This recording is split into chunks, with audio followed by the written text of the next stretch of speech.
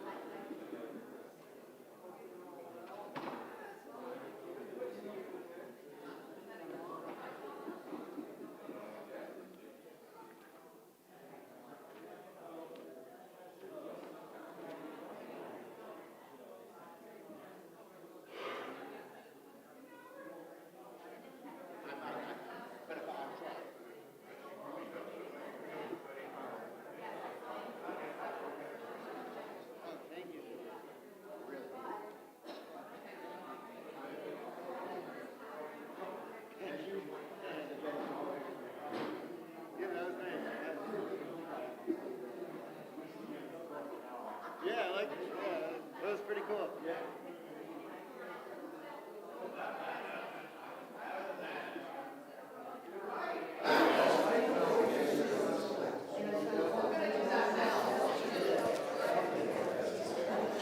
Okay, good Shabbos. Here we go.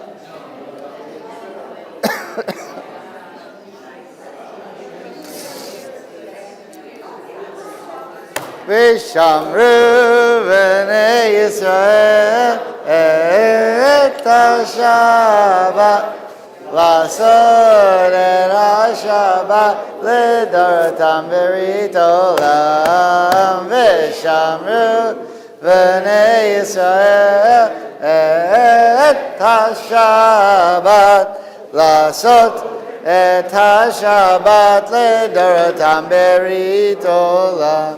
בני ובין בני ישראל, אותי לעולם, אותי לעולם, ושמרו בני ישראל את השבת, לעשות את השבת לדורתם ברית עולם. כי שימים עשה אדוני, עשה אדוני את השמיים ואת הארץ, ושמרו בני ישראל לעשות את השבת לדורתם ברית עולם. וביום השביעי שבת וינפש, שבת וינפש, ושמרו בני ישראל את השבת, לעשות את השבת לדורתם ברית עולם. ברוך אתה אדוני אלוהינו מלך העולם, בורא בריאה גאוות L'chaim. Okay, blessing for Torah study. Baruch atah Adonai Eloheinu melech haolam, asher kishanu b'mitzvosav v'tzivanu la'asok b'divrei Torah. Amen. Okay, Torah portion is Parshat Bo, one of the most interesting Torah portions, one of the most monumental. Oh, well, just when I thought it couldn't get any better. I got water, yeah. Now I got two. I got coffee, water, grape juice, and another one. Thanks, Joe. Okay, Torah portion, Parshat Bo, one of the most interesting Torah portions, because it's the Torah portion of the last three plagues, and leaving Egypt. And going free. So next week we have the splitting of the Red Sea, but here we have the 10th plague, and where we get the name Passover, because they took the blood of the lamb and painted it on their door. Now, the last plague is a little unusual compared to the rest of the plagues. I mean, it's actual death. But the other plagues, the Jews don't have to do anything to avoid them. It just doesn't happen to them. But this plague, in order to avoid having your firstborn son killed, you had to paint your doorpost with the blood of the lamb. And so the question is, well, why? What protected the Jews in the first 9 plagues? And couldn't God have just given the angel of death like a roster? He said, like, here's where the Jews live, so just don't go to that house. So you have to ask the question then, why did the Jews have to participate in order to protect themselves? Whereas in the first 9 plagues, it came basically for free. And the other thing we'll say is, one of the things that we've noticed as the Jews have been going through the plagues is that at different times they offered sacrifices. We talked about that last week, why Moses requested from Pharaoh, we go 3 days out into the wilderness to offer our sacrifices. And so we start to see now that animals play a big role. And we talked about this in the last couple of weeks as well, when we said that the Egyptians didn't eat animals. And that's why Joseph, back at the end of Genesis, couldn't eat, and the brothers couldn't eat. Remember, they had 3 different meals. They had 3 different meals because the Jews ate the meat, the Egyptians didn't eat the meat, and Joseph didn't want the Jews seeing him eat the meat, because then they would know he was Joseph, then they would know that he was Jewish, and he hadn't revealed who he was yet. So there's a lot going on with animals.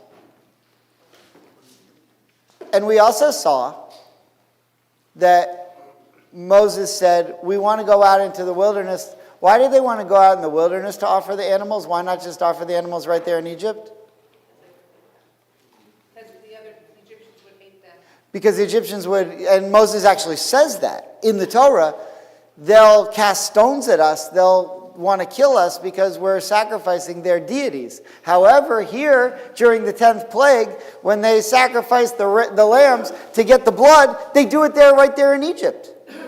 They don't leave to go and do it. You see the difference? So what just changed? Now, the other thing is, I never realized this, because I didn't grow up on a farm. But you know what a lamb is? So it's a type of sheep. But do you know what happens when it gets older? It becomes a ram. If it's a female. Male. No, female. Male. But if it's a female, it becomes a ewe. EW. This isn't a pronoun. What's its pronoun thing? It becomes an EWE. I think the Republicans would like that. All right. I didn't plan that. It just came to me. Say if it's a female, it becomes a you, and then its pronouns, though, are still she. I'll be here all week. All right. Okay. So notice then, since a lamb becomes something else, whether it's male or female, if you have to offer a lamb, then what you're saying is you have to offer it in its baby form. I don't know at what point, so like a lamb, it has a bar mitzvah, and they say, okay, you're now a ram. Right, that's where the bar mitzvah comes from. The bat mitzvah says, okay, shkoyach, you read from some Torah, you're now a you. Same pronouns. I don't know, but I don't know at what point they have the bar and bat mitzvahs in the ram family, but if you're offering a lamb, the point that the Torah is making is it has to be in its baby form. With me so far? Okay, so now with all of that background, I want to look at the triennial cycle that we're looking at is chapter 12, but we really have to look at the beginning of chapter 11 to understand this. So we want to start with chapter 11, verse 1 of Exodus. If anyone has that page, let us know. 451. 451 in Plout. Okay, and Saperstein is 101. If you have the 5 Chumash set. Yeah, because if they're all together, it's probably a different number. Okay, Judith, so we're up to chapter 11, verse 1 of Exodus. Here we go.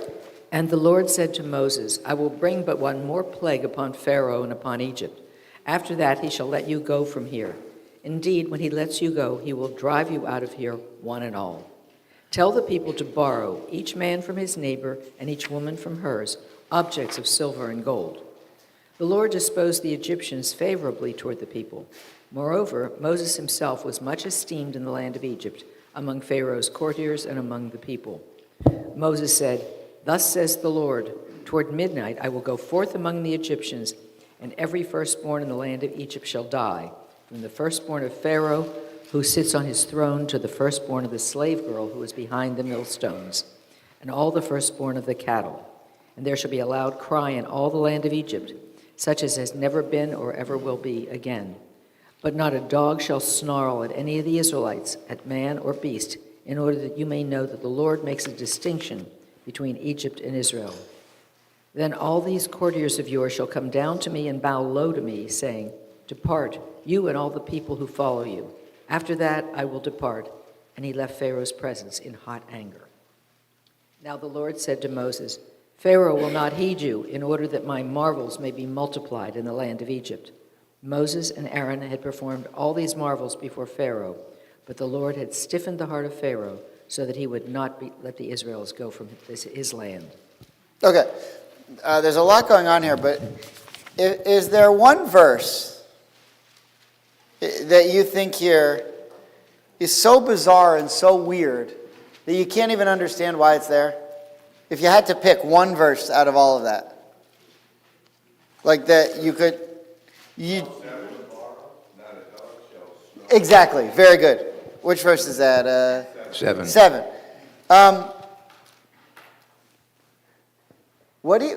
Isn't that weird? The dogs, so what happened was when the Jews left Egypt, the dogs didn't bark.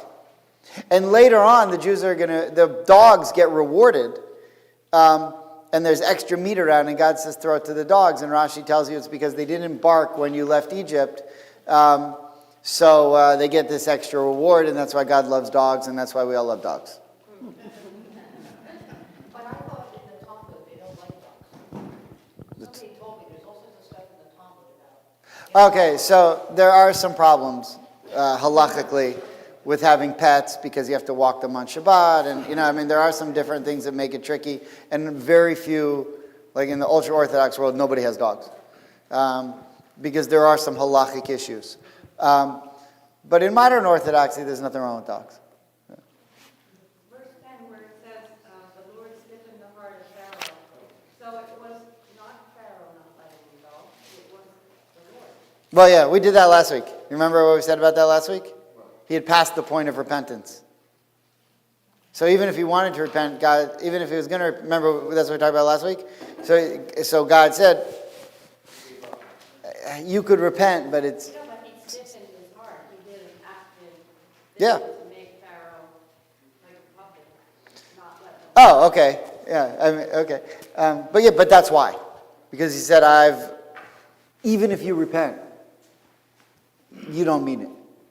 And by the way, what's the proof?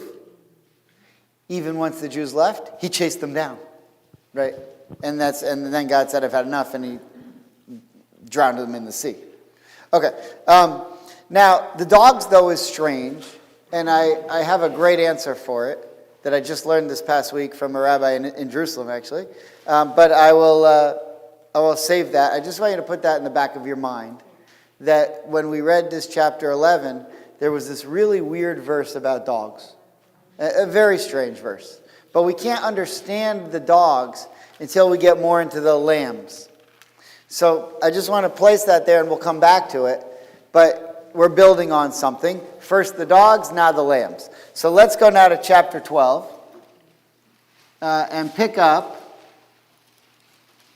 verse 1. Okay, kind of where we just left, but... Okay, so we're up to chapter 12 of Exodus. Okay. The Lord said to Moses and Aaron, what's the matter? Oh, okay. The Lord said to Moses and Aaron in the land of Egypt, this month shall mark for you the beginning of the months. It shall be the first of the months of the year for you. Speak to the whole community of Israel and say that on the 10th of this month, each of them shall take a lamb to a family, a lamb to a household. But if the household is too small for a lamb, then let him share one with the neighbor closest to his household in the number of persons. You shall apportion the lamb according to what each person should eat. Your lamb shall be without blemish, a yearling male. You may take it from the sheep or from the goats.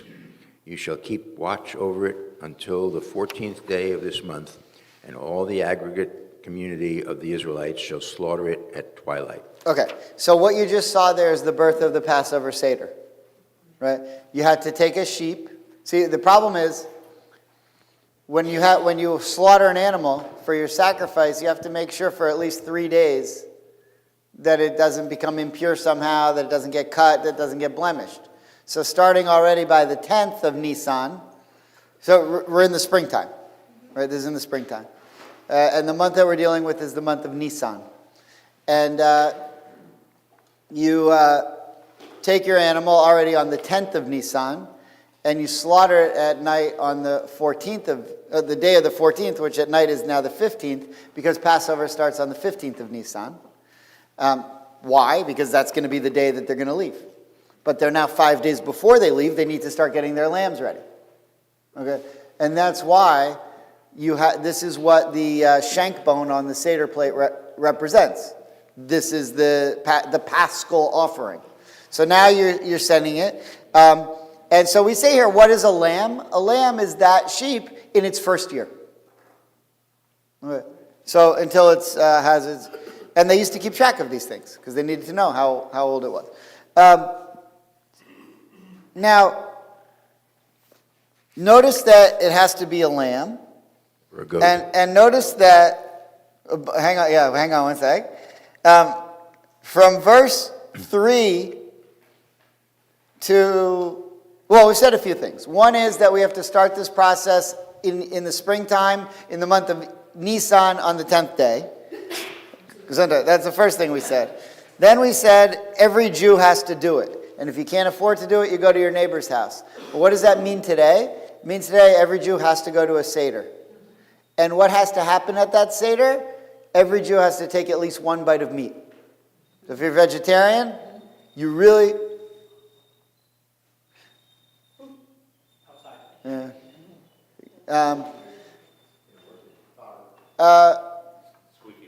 Yeah, I thought it was I thought a train was here. Everyone has to, so you can't really fulfill the Seder unless you take a bite of meat. That's halakha. So if you want to say, well, I'm Reform and I'm vegetarian and I don't do that, okay, that's fine. But the traditional halakha is that everyone's supposed to take a bite of meat. And in ancient times, you had to be registered. So if you were going to go to someone's house, the person who took the sacrifice to the priests at the Holy Temple had to tell them who's going to be eating from this meat that we're about to give you. We're going to take your lamb, we're going to sacrifice it, we'll give you back the meat, and you had to tell them who was going to be, and they wrote it down. And then if you went back to your house and someone showed up and you didn't know he was going to be there, and you didn't register to him, you got to tell him you got to go register. And you say, yeah, but just squeeze me in, and I'm committee of 100, and whatever. And if you're not on the list, you're not on the list. Here, we'll squeeze you in. Okay. But you see how many times it says lamb? Okay. Until you get to a really strange verse, because everything's lamb, lamb, lamb, from the sheep, from the sheep, from the sheep, until verse 5. So Ken, you just pointed out, but could you read verse 5 one more time? Your lamb shall be without blemish, a yearling male. You may take it from the sheep or from the goats. Right, now goat's something else. And it's a different word in Hebrew. Goats in Hebrew are izim. Sheep are kvasim. So it's a whole different word. So question is, two questions. Why the dog barking, or not barking? And why could it also be not just from the sheep? Because it says lamb, lamb, lamb, lamb, lamb, but then all of a sudden it says, yeah, but you know what, or just take a goat. Why? Okay, so those are my questions so far. And then verse 6 says, it shall be for your safekeeping until the 14th day of the month. And it's for that reason that on Passover you slaughter the animal on the 14th. And then that night, when the 15th starts, is the first Seder. The 15th of Nisan. That's always the date. Okay.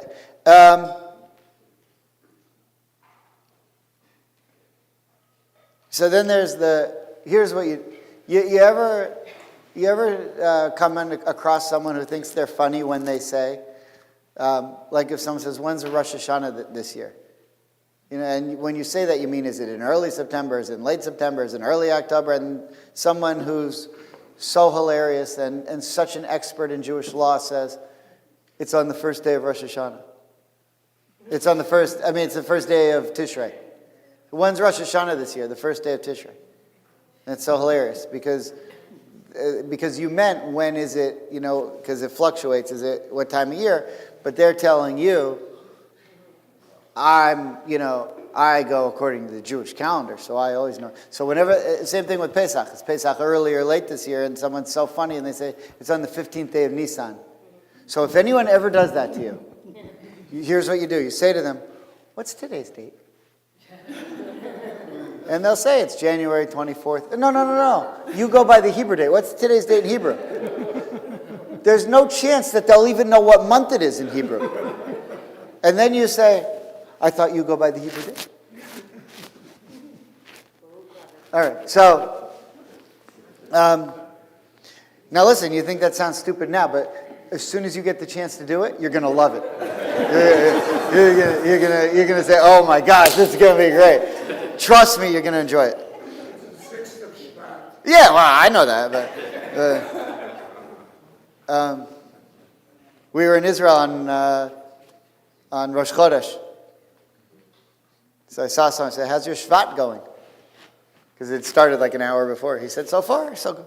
Okay.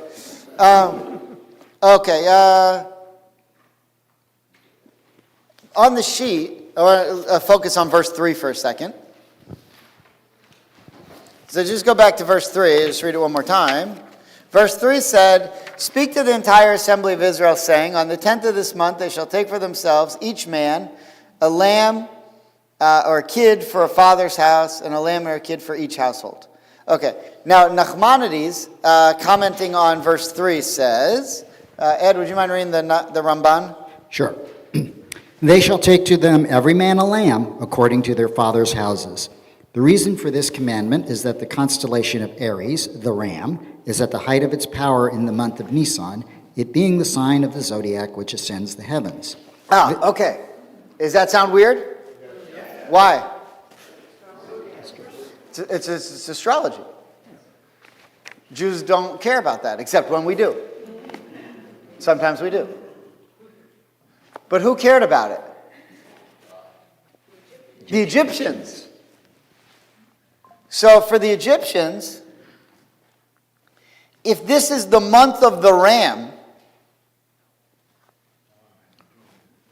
we're about to slaughter all your rams in the month of the ram, in the month of your ram. You see what just happened? Yep. The lambs become the rams. It sounds like an NFL game. But the lambs become the rams. You're about to celebrate your month of the ram. We're going to make sure you don't have any more. We're going to slaughter all your lambs. That's why I had to be a lamb. Isn't that cool? Now, but that's not really what we're saying. It's a microcosm. It's not a microcosm. It's a forewarning. We're about to slaughter the babies of all your future gods. But we're really about to slaughter all your babies, which is what the 10th plague is. And Pharaoh, you yourself think that you're a god. And when someone says to you, how could you be a god? You're a human being who dies. You say, no, I live on through my son. And we'll say, well, what if we kill your son? How do you live on then? And that's what the killing of the lamb is. And that's what Nachmanides just pointed out for us. Is that amazing? Okay, so let's keep going with Nachmanides. Therefore, he commanded us to slaughter the sheep and to eat it in order to inform us that it was not by the power of that constellation that we went out from Egypt, but by decree of the Supreme One. Right, because what would have happened is the Egyptians might have thought the only reason you were able to get free is because you defeated our ram god. And this is the month that the ram god was supposed to protect us. But God wanted to make the point to them, there's no such thing as the ram god. So don't read the horoscope in the Herald. Right? I mean, you could look at it. I mean, sometimes they're fun. And fortune cookies. That's fun. That's fun. And some people base their life. Okay. Okay, but you see what Nachmanides' point is. If you weren't careful, you could be reading through Nachmanides and think that what he's saying is Jews believe in in astrology, but what he's really saying is, no, the Egyptians believed in it. We're trying to beat that out of them. Okay, so we're beating them on the battlefield, but we're also beating them theologically. Okay, let's keep going. This is a good Ramban. Okay, let's keep going. And according to the opinion of our rabbis that the Egyptians worshipped it as a deity, he has all the more informed us through this that he subdued their gods and their powers at the height of their ascendancy. And thus the rabbis have said, take you lambs and slaughter the gods of Egypt. Right. It actually says, take the lambs in the Torah and slaughter the gods of Egypt. And we were never, so here's what we were saying. In the first 9 plagues, the Jews weren't able to fight, the gods of Egypt. And the Jews figured that the gods of Egypt were stronger than our God. So why should we, look at the situation that we're in. We're the slaves. If our God was stronger than their God, we wouldn't have been slaves this whole time. Because at this point, the Jews were not really monotheist yet. They were actually what you call monolatrist. Anyone ever heard this term before, monolatrist? Monolatrist means when you believe that there are many different gods, just that yours is the best. So they believed that their God was the best for them morally, but they didn't believe that their God physically or militarily could defeat the Egyptian God, because if he could, why are they still here for 210 years? So they didn't believe that. But by the 10th plague, Moses now says to them, it's time for you to start believing. The 10th plague switches on the belief system of the Jewish people to the point where they say, you can slaughter their gods right in front of them. Right? In the past, we had to go out we had to hide it. But now you can do it right in front of them, because once you do it, you'll have defeated them and they won't be able to attack you. And we'll be able to leave. So the 10th plague is the Jews have ascended to a different spiritual level. Which means that up until the 10th plague, for the 210 years that the Jews were slaves, the whole time they believed that the Egyptians had gods that they couldn't overcome. So now comes an amazing answer that I never realized until this week. Because we asked the question, when God comes to Moses and says, I've heard the grumblings of the Israelites and I'm ready to let them go free. So you ask the question, did God just get hearing aids? Did you not hear the grumblings the first 210 years? Why all of a sudden? What do you think? God, he's busy. But you know what? I just noticed. My chosen people don't seem to be having a very good time. I missed it, but I just noticed. Of course he knew. So what took so long? Well, maybe you needed Moses. Maybe no one else could do it and take them free and actually get the Torah, and Moses wasn't around. But now he's around and now he's ready. Or maybe he could have taken them out at any time, but the Jews wouldn't have been ready or appreciated it yet. So I think I have an answer for the... Can you use the microphone? It's for the people at home. Oh, well, I think I have an answer for why the dogs weren't barking. Okay. It was the silence of the lambs. You're on the right track. Wow.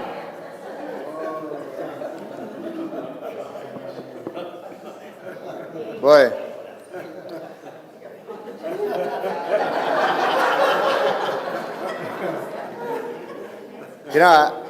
I didn't see that coming. I thought it was going to be really stupid. It turned out to be fat. It turned out to be a home run. And by the way, you're 100% right. But don't give it away yet, because I want to build up to it, but you're on the right track. Well done. Well done. So here's what I'm saying, though. Why did the Jews have to be slaves that whole time? So look at the next midrash, and it kind of brings out this answer. This is Exodus Rabbah 16:2. Miller? Yeah. The Holy One, blessed be he, said to Moses, as long as Israel is worshiping the gods of Egypt, they will not be redeemed. Do you see that? Not only were the Jews recognizing that the Egyptians had gods, but they had assimilated themselves and they were worshiping Egyptian gods while they were there.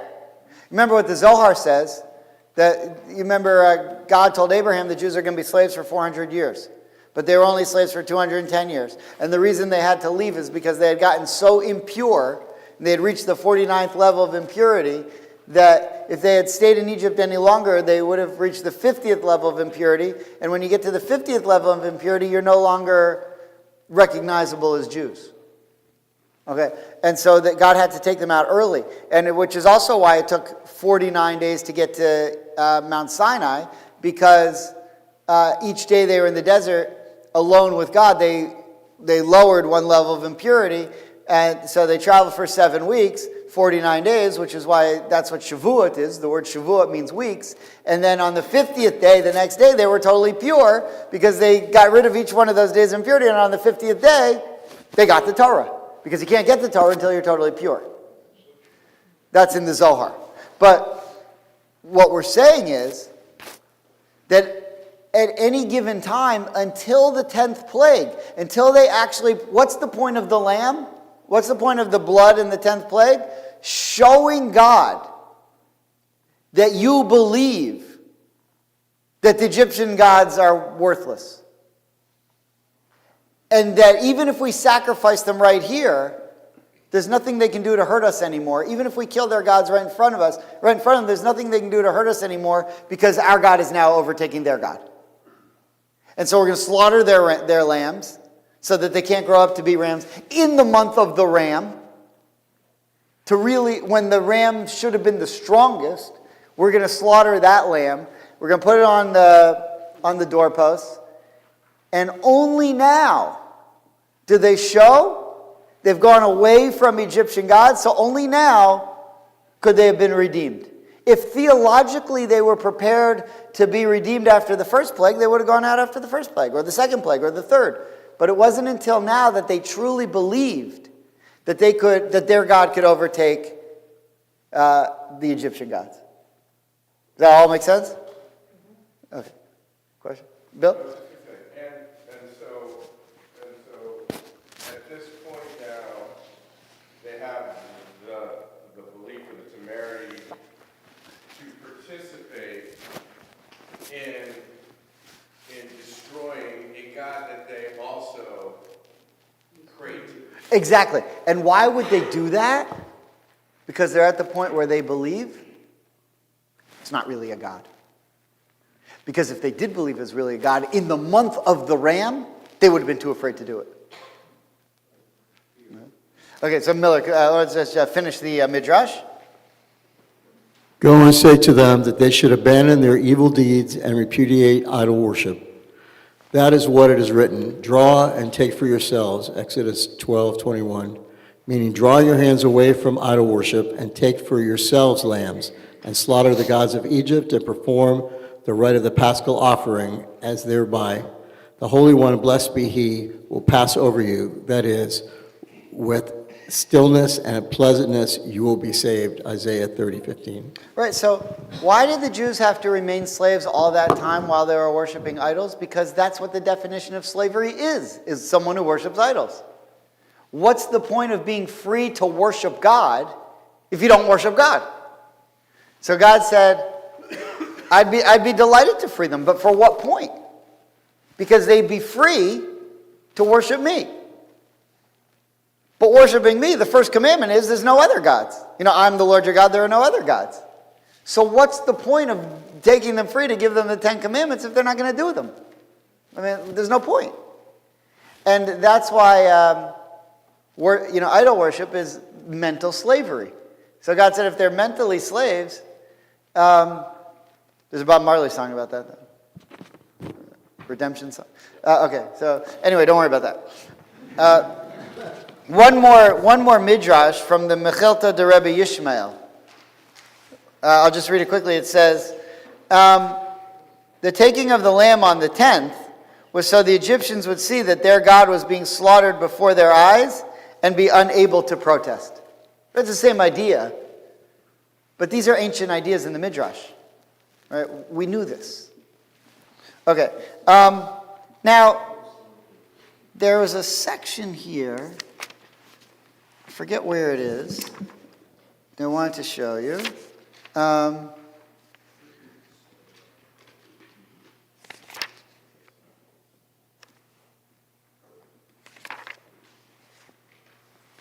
I forget where it is. Okay, wait. For anyone who eats.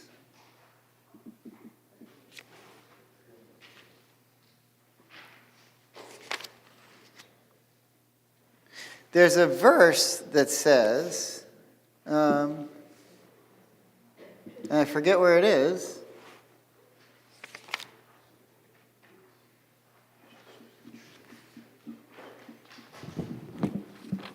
There's a verse that says you can't eat from the sacrifice unless you're circumcised.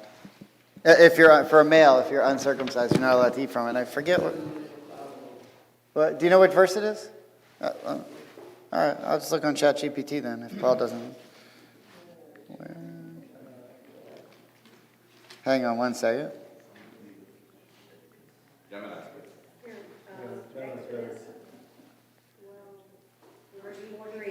What is it? Diane, would you mind reading that verse? No foreigner shall eat of it, but any householder's purchased male slave may eat of it once he has been circumcised. Right. Okay, so that's sort of a weird thing to say. That you can't eat from the Passover sacrifice. Now, one of the things we know is that the Jews were not good at circumcising their kids in Egypt. And so when they left, a lot of people had to be circumcised. But, because they got away from the mitzvot, and they didn't have time to think about it. Here it says here in the notes, inclusion in the covenantal relationship with circumcision is the dominant criteria for participation in the Passover offering for foreigners who live in the community. Mention of circumcision here links this episode to the circumcision performed by Zipporah, Moses' wife, and thus frames the story of the salvation of Israel. Right. So I didn't have a chance. I wanted to get into this more. There's a scene that Diane just mentioned where Moses, after his son is born, he doesn't circumcise him. And Zipporah, his wife, Zipporah, rushes to have him circumcised. And she said, God would have destroyed us had I, and this is like this big, we did this class once, why Moses didn't circumcise. But there's an interesting comparison between Moses, who's lax on circumcising his son, and who doesn't do it, and his wife has to come and do it, or else it wouldn't have gotten done, and Abraham, who rushes to do it as soon as God tells him, and circumcises his son right away, Ishmael, right? And then later on the 8th day, circumcises Isaac. Now, you need to be circumcised as a Jew to do a lot of mitzvahs, if you're male. And the Torah doesn't tell us that. But it tells us specifically when it comes to eating the Paschal offering and being part of this, if you're not circumcised, you can't do it. So we have to ask the question, why does the Torah specifically come and tell us you need to be circumcised to do that? There's lots of mitzvahs you need to be circumcised to do that you don't tell us about. Why are you mentioning that here? And there's a whole rabbit hole here of stuff. But if I ask the question, what does circumcision have to do with this time of year and the springtime? Okay, then I need a good answer. So look at the next text from the Talmud. And this is from Rosh Hashanah 11a. There's a whole tractate in the Talmud called Rosh Hashanah. Annabelle, would you mind reading that? Rabbi Yehoshua? Rabbi Yehoshua disagrees and says, in Nisan the world was created. In Nisan the patriarchs were born. In Nisan the patriarchs die. On Passover, Isaac was born. Okay, so this is, you know what today is? The day that we're going to eat the Paschal offering? Isaac's birthday. Okay, so you ask the question, big deal. Well, he was the first Jew to ever be circumcised by his father. Now, Abraham did it to himself, so okay. But the first Jew to have a son who ended up sacrificing his son on the 8th day was Isaac. And this also happens to be now, when we're going to eat this Paschal offering, that you have to be circumcised to do on Isaac's birthday. Now, do you remember, how do we know this? And the Torah goes through, it's unbelievable how we know this. When I first heard about it, I said, oh, how have I missed this my whole life? Well, to be fair, I didn't really start studying this stuff till I was about 25, So it's really only half my life. But how have I missed this for half my life? Okay.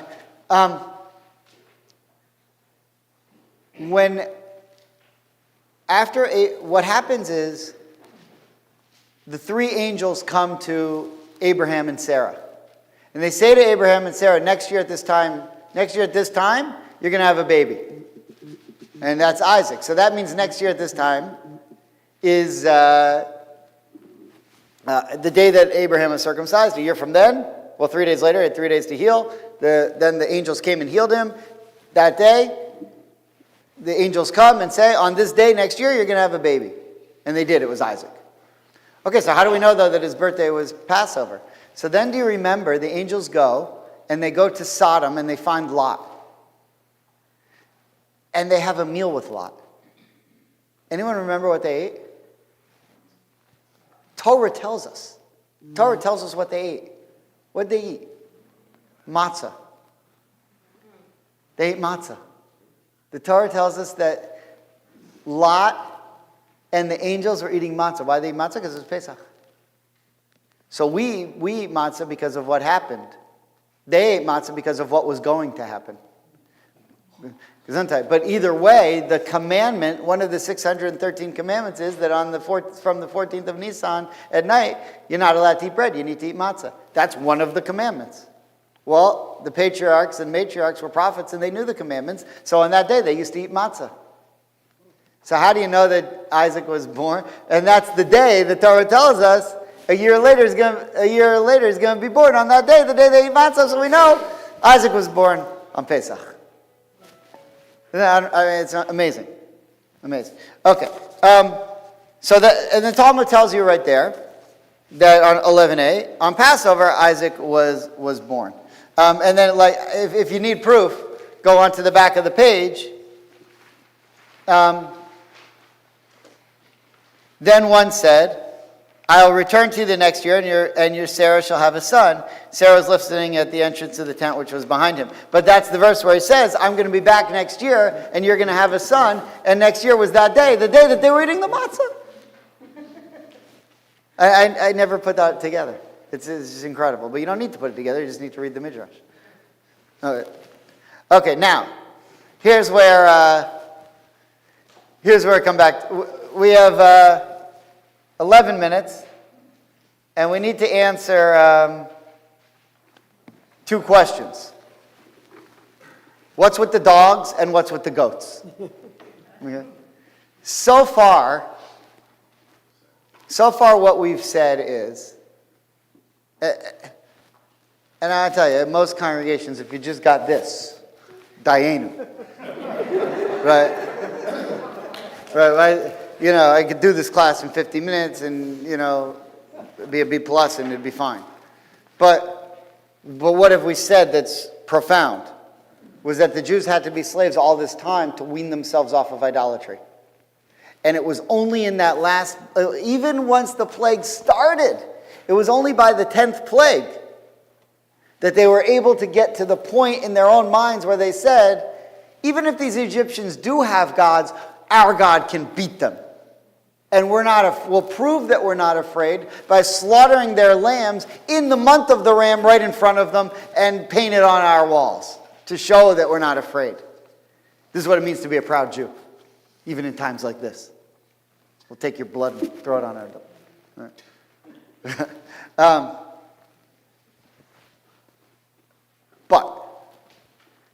So the goats is deep, the dogs is just fun.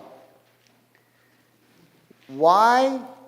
What did they do with the lambs when they slaughtered them. So after they slaughtered them, God told them what to do with the lambs, and the Zohar comes and points out, what do you have to do after you've slaughtered the lambs? You've got to take their bones and show the Egyptians what you've done. So look what the Zohar says, the last source. They went to the most public place they could find, and they took the bones, and they threw all the lamb bones in the marketplace.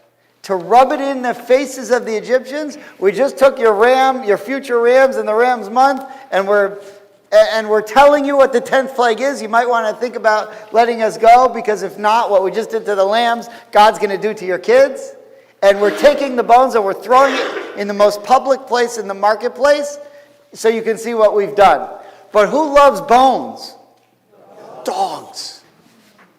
The whole point of the verse of the dogs not snarling is to teach us that there were bones everywhere, and they weren't busy barking because they were so excited about their fortune of finding all these bones. They were so busy hiding the bones under the, digging up, putting the bone, getting another bone, digging it, putting, like my dog used to do with that remote control. She'd hide it, dig it. 6 years later, dig it back up, bring it back. It's a true story. Yeah. Okay. If you have a dog, it may snarl at a stranger coming in, but it never snarls at its family and the people that it's close to. Right. And the Jews and God were doing everything to identify themselves as Jews. They were slaughtering the rams, the lambs. They were painting it on there. Yeah. But the dogs knew they were Jews and treated them as family, and weren't snarling at the Jews because they were God's people. Nice. Yeah, very nice. But I think what the Torah is trying to say is, it's customary for dogs to bark once in a while, because that's what dogs do. That's how they communicate. But all of a sudden, nobody heard any barking. Nowhere. So what's the reason that there was no barking anywhere? Because they had all the bones. The bones were everywhere. Imagine how many lambs they slaughtered. Okay, so that's just fun. As long as we're still with the dogs, not supposed to leave anything until the morning. It says there, everything was supposed to be consumed by the morning. Good way to make sure is give it to the dogs. They leave it bare bones. Yeah. I mean, that not leaving until morning is a halachic principle that we see later in halakha dealing with what to do with the meat, like it has to be completely burned and so forth.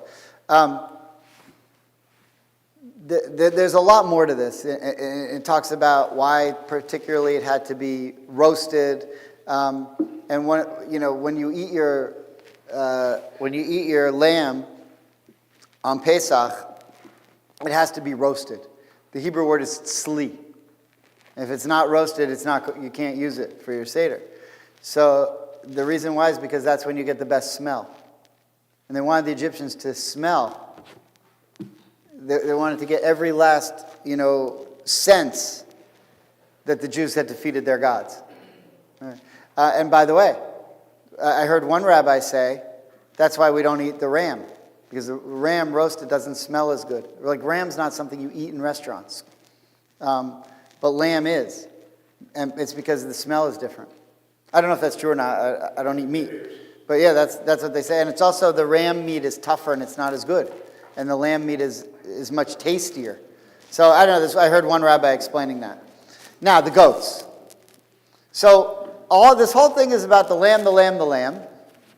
But if you don't want to do the lamb, you have one other choice that's sort of thrown in, which is really weird, is the goat. Because just take my word, we read it, but it just says the lamb, the lamb, the lamb, the lamb, the lamb, over and over again, 6, 7 times. And then all of a sudden it says the lamb, the lamb, the lamb, the lamb, or the goats. So he asked the question, well, why a goat? So the lamb and the goat, I heard this from, now I want to tell you something really amazing. In these classes, I often prepare my Torah for the week by listening to a lecture online by a rabbi who I mention quite often named Rabbi Ari Khan. You probably heard me mention him before, who lives in Jerusalem. I've been listening to his lectures for probably 15 years, 3 or 4 of them a week. I've learned more Torah from him than I learned in rabbinic school. The guy's unreal. So I never met him, but I'm friends with him on Facebook. And every once in a while, I've had a question about something that he taught, and I send him a message, and he answers it. It's incredible, because he's this super famous rabbi in Jerusalem. He studied with Rabbi Soloveitchik at Yeshiva University many years ago, which is like being an apprentice to Michael Jordan. I mean, it's a big deal. And he was also studied with a couple other massively famous rabbis. One of them is one of my favorite rabbis, Rabbi Israel Gustman, who was a Holocaust survivor, and just unbelievable that he studied with these people. So when we were in Jerusalem for 3 days last week, we had the third dinner was open. We didn't have a speaker. So I said, what the heck?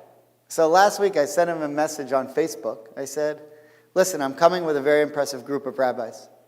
Is there any way in the world you would consider coming and having dinner with us and teaching us? And I said, of course we'll pay, any honorarium. I'm from Beth Am, money's no problem. Whatever. So he writes back after like 2 days, why not? Now, we had a group of Reform, Conservative, and Orthodox rabbis. And the Reform and Conservative rabbis were like, well, okay, I don't really know them.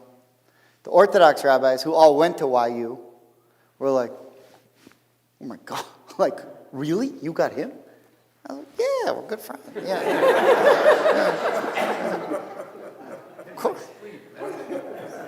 So we go to dinner, our last night, and I got there a little late because it was hard to find a cab.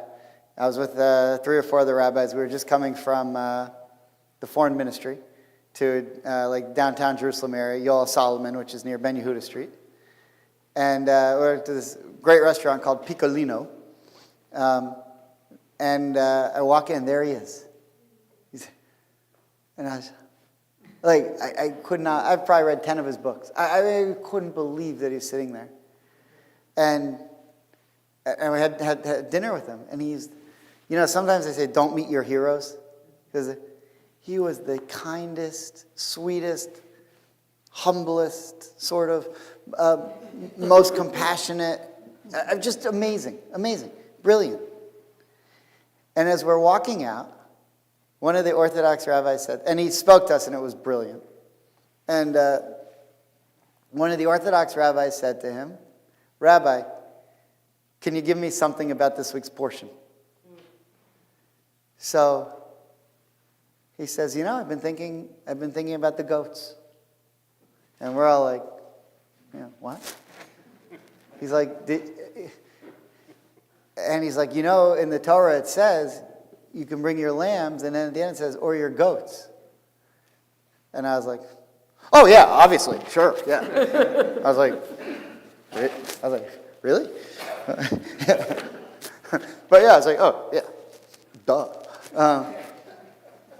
So he said, I think that's weird. Why does it say the lambs, the lambs, the lambs? Why the goats? And me and 2 other Orthodox rabbis were standing there just like, we were sort of saying like, I can't believe this is happening. We're with this guy and he's about to tell us an idea. I mean, for a rabbi, that's a big deal.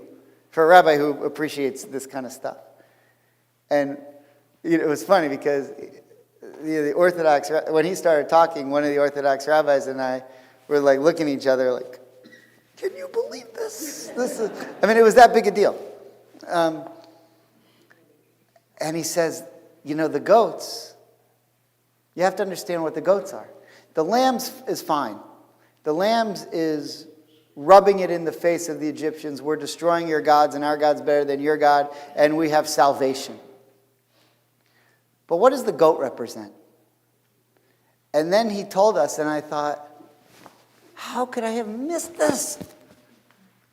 The goat represents the Jews coming down to Egypt. Because why did they come down to Egypt? Because Joseph was there. But when they took his coat of many colors and they slaughtered an animal to pour blood on it, it was a goat. And this goat is that goat. These goats refer to that goat. Because what that goat represented was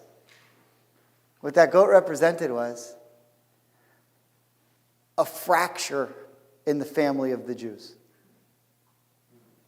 Right? The Jews came down to Egypt by a fracture in the family. How did the whole thing start? By selling Joseph into slavery. That's how the whole thing started. None of this would have happened had they not done that with the goat. So God says here,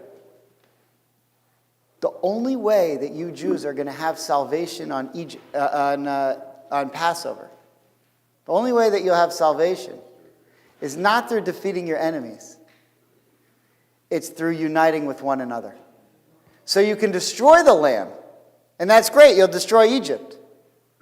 But if you destroy all of your enemies and you're still fighting with one another, then you're not free. So that's why it has to be from the goats also. Because slaughtering the goat reminds you of what you did it's an atonement sacrifice for what happened with Joseph. And then he dropped a bomb on us. Because he's modern Orthodox. And modern Orthodox send their kids to the army. And ultra-Orthodox don't. And he said, you know why the ultra-Orthodox don't send their kids to the army? He said, the traditional reason is because if they're not studying Torah, who's going to study Torah? That's nonsense. If they wanted to just take their top 1% of Torah students and say to them, you are really the geniuses, we need you, fine, don't go to the army like they do with the best basketball players and the best singers and the best soccer players, no problem. But the other 99% of you haven't come up with a good idea in 20 years, you can go to the army. And then in 2 years, if you want to come back and not have a job, you can go and do that too. Fine. But for a couple of years, you could go to the army. Oh, no, okay, well, the real reason is because if they go to the army, they're going to meet other people. And they're going to meet girls. And they're going to smoke on Shabbat. And they're going to watch TV. And they're going to learn about the world. And they're going to come back and they're not going to want to be ultra-Orthodox anymore. And we're going to lose them. And that's the real reason. And then Ari Khan said it has nothing to do with it. There's nothing to do with it. This is the problem with the ultra-Orthodox. It's not that they're afraid they're going to lose their kids to ultra-Orthodox. They were like the other brothers in what they did to Joseph, he said. Maybe he didn't put it in those words, but he said,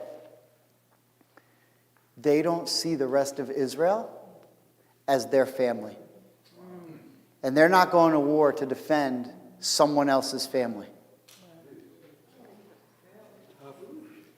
So the goats represent the way the brothers saw Joseph. He's no longer part of our family. We don't care about him. So we need to sacrifice a goat or remember that they sacrifice goats on Passover to remember that all of Jews are our family. And if we're not all united, then what's the point of even being free anyway?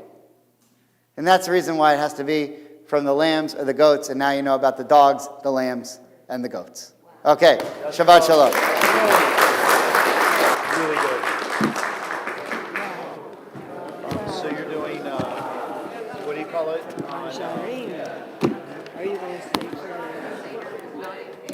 you're going over now? John's on his way. I don't know what he's thinking. He's probably already high. Take all my notes for the Seder discussions. I know. Then I pick and choose. I write them all down. I go home and have a whole program. It's funny because I was thinking this would be great for the Seder. The last few weeks, I've been taking notes on Seder, and then I have to pick and choose. Because my brother would love to hear it. And one of my nephews, there are other people there who aren't as interested, so you have to pick and choose. Right? Right. Oh, you want to Robin duplicate? Send it to me. Oh, you want my notes? Sure. No problem. Yeah, our tea time is at noon. I remember. Something close to it. I have it typed up and in a file. And I promise I will give you 100% credit. I know. Okay, just writing down what he I'll give said. you both credit. So what was the name of that rabbi place? Yeah, 1208. So I don't know why he's going over now, but he knows that it's 12. What about you? What are you doing? All right, Pete. I don't know, I'm thinking about it. Good to see you. Have a good week. We go to 1208. Actually, I won't see you guys next week. I won't be here. Okay, At the club championship hold once a on, year. I'm almost there. Hit him straight. Going after the senior club championship. There it is. I mean, the only reason I'm friends with you is for stuff like this. There's no other reason. Like, what can I get from you? I know what happened. I didn't send you the information. I sent it to Jenna Pinchuk because it was in time for the Hanukkah. But tell me her name because maybe she is coming because the person who's I'm going doing to tell, hopefully I can tell you it right is, now. what's her name? Amy Tolman is in charge of all of our vendors. So last week we had a question at Mahjong. Who'd you call? Well, that's the thing. See, that's a problem. Everyone said, who did we call last time? And I said, I don't remember. Well, then you can't call anyone because you can't bother the same person twice in a Oh, row. you can. So we didn't call either of you. So we skipped a week. Now we can start fresh. And we answered it the best we could with ChatGPT. I forget what the question was now. But ChatGPT may not know the real reason. I don't know, but we weren't going to take a chance. Call someone twice in a row.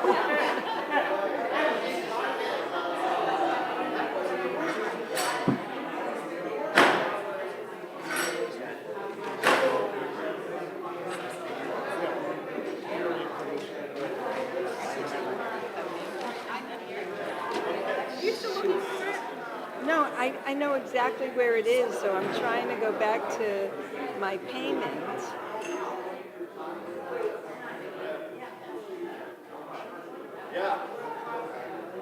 Come on. That's because we don't have. Just send it to me when you're done. I will. Drive me crazy. My husband's off to Ireland today. Oh, really? Where before? Business. So Why? I'm supposed to have a package. They have a huge office there, this company in Ireland. And there's a big conference, big aviation conference every year.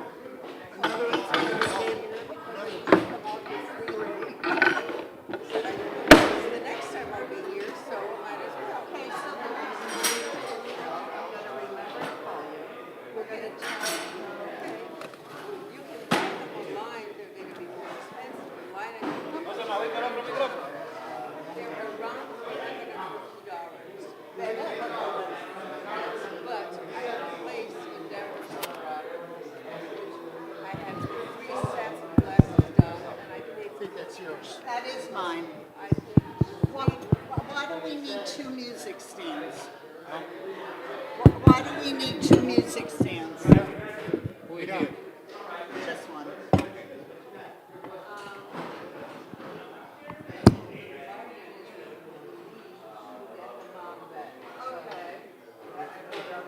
Who are you here doing? Jackie. And just, Robert.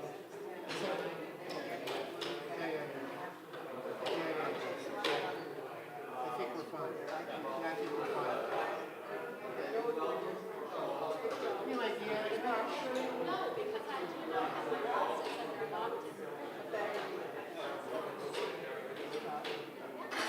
I do.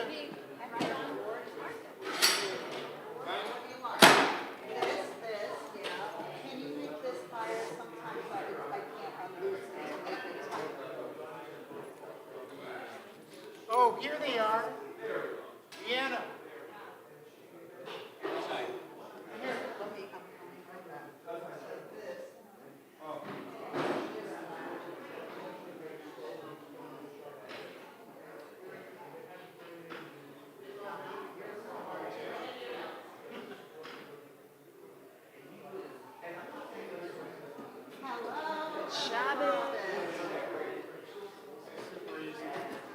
You'll see. So that's the piano. So that's the function button. Push that.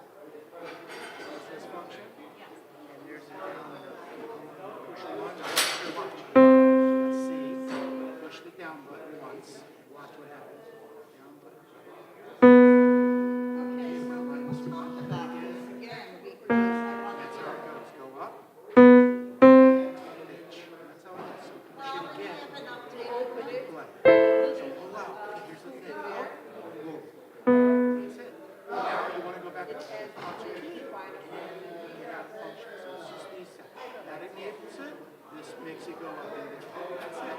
Just remember, once you do it, use these up and downs, and do it again so you don't, you're out of it. Well, it's a no-brainer. She has a website.